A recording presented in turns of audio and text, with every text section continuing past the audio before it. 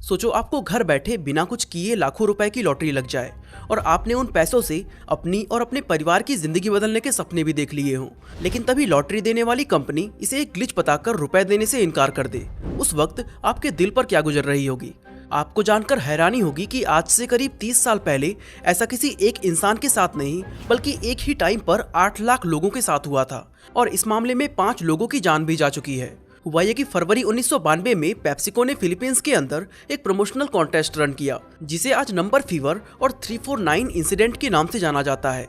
Pepsi ने यह contest run किया ताकि उसकी सेल बढ़ सके, जिसमें विनिंग नंबर हर रोज टीवी पर अनाउंस होता था। इस कॉन्टेस्ट के विनर्स को $4 से लेकर $40,000 तक का विनिंग प्राइज देने की बात की गई थी, जिसके चलते फिलीपींस में यह कॉन्टेस्ट बहुत तेजी से पॉपुलर होने लगा। लेकिन फिर एक रात ऐसी आई जिसने सब कुछ बदल कर रख दिया और ये प्रमोशनल कॉन्टेस्ट पेप्सिको कंपनी की हिस्ट्री पर हमेशा के लिए एक दाग बनकर रह गया। दोस्तों, उस रात का विनिंग नंबर 349 था, जिसे ना तो पेप्सिको खुद भूला और ना ही फिलीपींस के लोग इसको कभी भूल सकते हैं। तो आइए जानते हैं कि आखिर फरवरी 1992 की उस रात को ऐसा क्या हुआ था कि फिलीपींस के लोग सड़कों पर उतर आए और इस 349 नंबर के पीछे क्या राज छुपा हुआ है। दोस्तों, सबसे पहले हम इस कंपनी के इतिहास को समझते हैं। पेप्सिको की शुरुआत आज से 124 साल पहले 1898 के दौरान हुई थी, जहां अमेरिका के नॉर्थ कैरोलिना में रहने वाले फार्मासिस्ट कैलेब ब्रैडमैन ने एक कार्बोनेटेड ड्रिंक के बेसिस पर इस कंपनी का फाउंडेशन रखा था। इसके बाद कंपनी को 1900 के दशक में ट्रेडमार्क किया गया और ये पेप्सी कोला के नाम से पॉपुलर हो गई।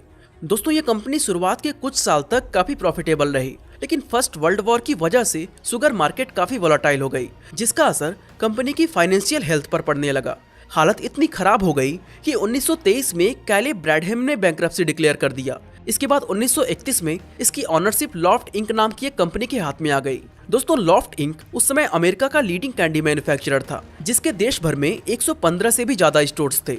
इसके चेयरमैन चार्ल्स गुथ ने कंपनी की रिसोर्सेज का फायदा उठाकर पेप्सी की रेसिपी में कुछ बदलाव किए और अपने 115 स्टोर्स पर उन्होंने कोका कोला को पेप्सी से रिप्लेस कर दिया। और दोस्तों, इस तरह पेप्सी की गाड़ी वापस पटरी पर लौट गई। इसके बाद अर्ली 60s में पेप्सी ने माउंटेन ड्यू को खरीदा और अपनी पहली डाइट पेप्सी लॉन्च की। साथ ही 1965 में पेप्सी कोला को फ्रिटोले नाम की एक कंपनी के साथ मर्ज कर दिया गया। आपको बता दें कि इस मर्जर के बाद ही कंपनी का नया नाम पेप्सिको रखा गया था। अब आज की अगर बात करें तो ये कंपनी अलग अलग तरह के पैकेज्ड फूड्स जैसे fruit juice, coffee, soft drink, chips और बॉटल्ड वाटर जैसे प्रोडक्ट सेल करती है। और अभी हाल ही में पेप्सी ने प्रोबायोटिक प्रोडक्ट्स बनाने भी स्टार्ट कर दिए हैं। कुल मिलाकर देखें तो इस टाइम पेप्सिको के अंडर दुनिया भर के 23 कंपनीज वर्क कर रही हैं और फिलहाल ये कंपनी 200 से ज्यादा देशों में फैली हुई है। और इससे आप अंदाजा लगा सकते हैं कि पेप्सिको खुद में कितनी बड़ी कंपनी है। उम्मीद है ये सब जानने के बाद आपको पेप्सिको की हिस्ट्री और इसके साइज का अंदाजा लग गया होगा। अब बात करते हैं पेप्सिको के उस कंट्रोवर्शियल कॉन्टेस्ट की जिसे इतिहास कभी भुला नहीं पाएगा। दोस्तों, 1992 में पेप्सी ने फिलीपींस के अंदर एक कॉन्टेस्ट निकाला जिसमें विनर्स को $40,000 तक के प्राइजेस दिए जाने थे, जो आज के समय $85,000 तक के बराबर होते हैं। इस कॉन्टेस्ट के एग्जीबिशन के लिए कंपनी ने पेप्सी, 7 अप, माउंटेन ड्यू और मिरिंडा के बॉटल कैप्स के अंदर 1 से लेकर 999 तक के नंबर्स को प्रिंट किया था, जहां इसमें कुछ लकी नंबर्स को ही प्राइज के लिए रिडीम किया जा सकता था। ये प्रमोशनल स्टंट शुरुआत में काफी सक्सेसफुल रहा, जहां 1 महीने के अंदर ही पेप्सी की सेल्स $10 मिलियन से बढ़कर $24 मिलियन हो गई एंड पेप्सी का मार्केट शेयर भी 19.4% से बढ़कर 24.9% हो गया। ये कॉन्टेस्ट फरवरी में शुरू हुआ और मई तक कंपनी 51,000 प्राइजेस बांट चुकी थी। यही वजह थी कि फिलीपींस के लोगों को ये कॉन्टेस्ट बहुत पसंद आ रहा था। हर रात टीवी पर विनर्स का अनाउंसमेंट होता था, जिसका पूरे फिलीपींस के लोगों को बेसब्री से इंतजार रहता था। अब क्योंकि कंपनी को इस प्रमोशनल स्टंट से काफी फायदा हो रहा था, इसलिए उन्होंने इसे 5 हफ्तों तक और आगे बढ़ाने का फैसला कर लिया। लेकिन शायद कंपनी को ये अंदाजा ही नहीं था कि उनका ये फैसला उन पर ही कितना भारी पड़ जाएगा। दरअसल दोस्तों, ये बात है 25 मई की, जब पेप्सिको ने उस दिन के सबसे बड़े प्राइज के लिए लकी नंबर 349 की अनाउंसमेंट करी। अब पेप्सिको के अकॉर्डिंग उस दिन 349 नंबर के सिर्फ 2 ही बॉटल्स डिस्ट्रीब्यूट किए गए थे। लेकिन यहाँ गलती ये हुई कि जब कॉन्टेस्ट को आगे बढ़ाया जा रहा था तो उसी टाइम पेप्सी ने 349 नंबर के 8 लाख बॉटल पहले ही मार्केट में उतार दी थी। और क्योंकि ये पेप्सी की रेगुलर बॉटल्स थी, तो ऐसे में इनके ढक्कन पर कोई सिक्योरिटी कोड नहीं होता था। वहीं दूसरी तरफ उस टाइम फिलीपींस में काफी गरीबी थी, इसलिए जब लोगों ने उस रात टीवी पर सबसे बड़े प्राइज के रूप में 349 नंबर को देखा तो उनकी आंखें चमक गई। क्योंकि प्राइज मनी इतना बड़ा था कि उससे किसी की भी जिंदगी बदल सकती थी। बस फिर क्या था, जिन लोगों के पास 349 नंबर का बॉटल कैप मौजूद था वो नेक्स्ट डे अपने प्राइस का दावा करने पेप्सी के बॉटलिंग प्लांट पे पहुंचने लगे।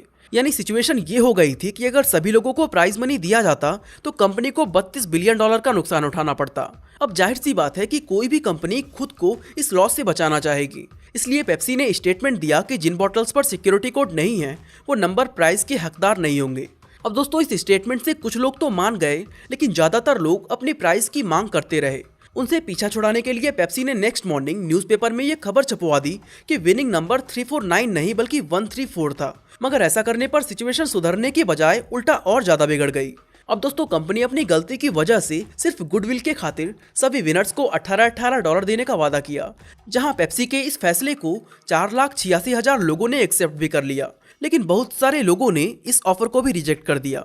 इन लोगों ने 349 अलायंस के नाम से एक कंज्यूमर ग्रुप बनाया और पेप्सी के प्रोडक्ट्स को बॉयकॉट करना स्टार्ट कर दिया। साथ ही ग्रुप में शामिल लोगों ने प्रोटेस्ट भी किया और पेप्सी व फिलीपींस गवर्नमेंट के ऑफिसेस के बाहर रैलियां निकाली। अब दोस्तों वैसे तो ये प्रोटेस्ट काफी पीसफुल था, लेकिन 13 फरवरी 1993 के दिन ये प्रोटेस्ट अचानक से वायलेंट हो गया। शुरुआत में लोगों ने पेप्सी के ट्रकों पर पथराव किया, लेकिन जब इससे भी बात नहीं बनी तो उन्होंने ट्रकों को जलाना शुरू कर दिया। इसी दौरान रेबल्स ने जब पेप्सिको के एक ट्रक को बम से उड़ाने की कोशिश की तो उसमें एक टीचर और 5 साल के बच्चे की मौत हो गई। केवल यही नहीं, इन रेबल्स ने पेप्सी के गोदाम में भी ग्रेनाइड फेंका, जिससे वहां काम कर रहे 3 मजदूरों को अपनी जान गंवानी पड़ी। इस मामले में एक और बड़ा खुलासा तब हुआ जब फिलीपींस के नेशनल ब्यूरो ऑफ इन्वेस्टिगेशन ने बम ब्लास्ट करने के लिए 3 लोगों को गिरफ्तार कर लिया। इन लोगों से जब पूछताछ की गई तो उनमें से एक ने यह दावा किया कि पेप्सिको ने खुद उन्हें हमला करने के लिए पैसे दिए थे, ताकि जो लोग पीसफुल प्रोटेस्ट कर रहे हैं उनको फंसाया जा सके। ये न्यूज नेक्स्ट डे आग की तरह फैल गई, लेकिन इस मामले पर पेप्सिको की तरफ से ये सफाई दी गई कि ये सब उनके कॉम्पिटिटर्स कर रहे हैं, ताकि इस प्रोटेस्ट का फायदा उठाकर मार्केट में पेप्सी का नाम और खराब कर दिया जाए। लेकिन दोस्तों पेप्सिको के इस सफाई का कोई खास फायदा नहीं हुआ, क्योंकि अब तक कंपनी के खिलाफ करीब 22,000 लोग धोखाधड़ी जैसे कई अलग अलग क्रिमिनल चार्जेस फाइल कर चुके थे और कॉन्टेस्ट के शर्तों का वायलेशन होने पर जनवरी 1993 में कंपनी पर $6,000 का जुर्माना लगाया गया। इसके अलावा जिन लोगों ने कंपनी पर मोरल डैमेजेस का केस फाइल किया था, कोर्ट के ऑर्डर पर उन सभी को जून 1996 में कंपनी की तरफ से $380 की रकम दी गई। इसके बाद दोस्तों साल 2001 में ये केस फिर से लाइमलाइट में आ गया। दरअसल हुआ ये कि 3 लोग $380 की रकम से भी सेटिस्फाइड नहीं थे और उन्होंने अदालत में ये प्राइस बढ़ाने की अपील कर दी। अब क्योंकि कंपनी इस मामले को और ज्यादा नहीं खींचना चाहती थी, इसलिए वो इन तीनों को $570 और उनके वकीलों को फीस देने के लिए राजी हो गई। दोस्तों देखा जाए तो 349 को विनर बनाने की गलती सिर्फ पेप्सिको की नहीं थी। ये गलती हुई थी मैक्सिको की एक प्रिंटिंग एजेंसी से, जिसे पेप्सी ने बॉटल के कैप को प्रिंट करने का कॉन्ट्रैक्ट दिया था। लेकिन गलती से 349 नंबर को इस एजेंसी ने 8 लाख बॉटल कैप्स पर प्रिंट कर दिया, और क्योंकि इस एजेंसी को पेप्सिको ने ही हायर किया था तो इस गलती का जुर्माना भी पेप्सिको को ही भरना पड़ा। अब आगे इस मामले में कोई कंट्रोवर्सी ना हो, इसके लिए साल 2006 में पेप्सिको ने फिलीपींस सुप्रीम कोर्ट में अपील की थी और सुप्रीम कोर्ट का फैसला आया कि पेप्सिको अब 349 या किसी भी दूसरे नंबर के लिए कोई भरपाई करने के लिए जिम्मेदार नहीं होगी। साथ ही अब आगे से इस पर कोई भी सुनवाई नहीं की जाएगी। दोस्तों पेप्सी के इस कॉन्टेस्ट को आज भी फिलीपींस के बहुत सारे लोग एक स्कैम मानते हैं। इसी तरह दोस्तों अगर आप जानना चाहते हैं कि एप्पल दुनिया को कैसे बेवकूफ बना रहा है तो आई बटन पे क्लिक करके वीडियो को देख सकते हैं। बाकी आज के लिए बस इतना ही।